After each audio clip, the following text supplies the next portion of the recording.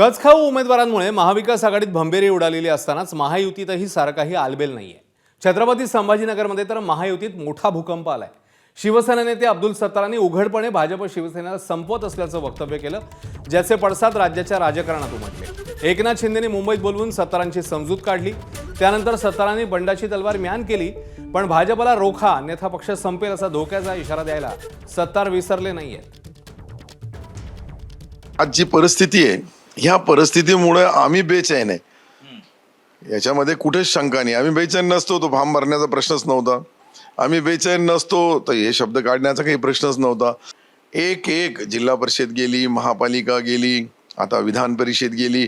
अशा पद्धतीने मोठा भाऊ छोट्या भावाकडून सर्व सत्ता घेत असेल तर आम्ही काय करायला पाहिजे। एक काळ होता की शिवसेनेच्या हातामध्ये युतीचा कंट्रोल होता, आज भारतीय जनता पार्टीच्या हातामध्ये। 3 वर्षानंतर लोकसभा येणार आहे, 3.5 वर्षानंतर विधानसभा येणार आहे। आतापासून अशी स्ट्रॅटेजी असेल तर पुढचं भविष्य मला तर वाटतं का निवडणुकीमध्ये मग महायुती राहणार का नाही राहणार। दरम्यान सत्तारांनी केलेल्या हल्ल्यानंतर भाजपचे नेतेही सत्तार यांच्यावर तुटून पडले, तर सत्तारांच्या पक्षातल्या सहकाऱ्यांनी सविस्तर प्रतिक्रिया देणंच टाळलंय। पाहूया।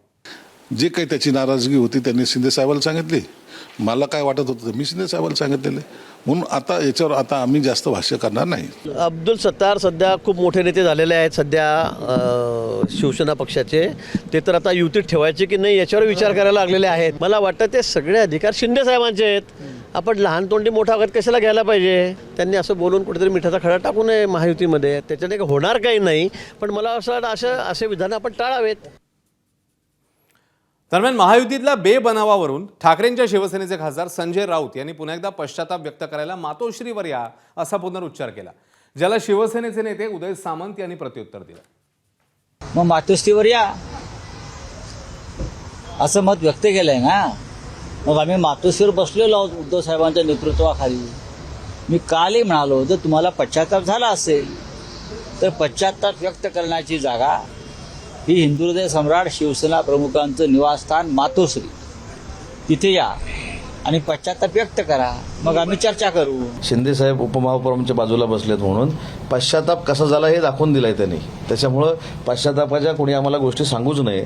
आणि मतदारांनी सांगितलं की शिंदे साहेबांच्या नेतृत्वाखाली चाललेली शिवसेना हीच वंदनीय बाळासाहेबांच्या विचाराची शिवसेना आहे, धनुष्यबाणाची शिवसेना आहे, म्हणून आम्हाला भरभरून दिलं ना मतदारांनी। त्याच्यामुळे चिंता करण्याची काही आवश्यकता नाही आणि आम्हाला कुठं जायची काय आवश्यकता नाही।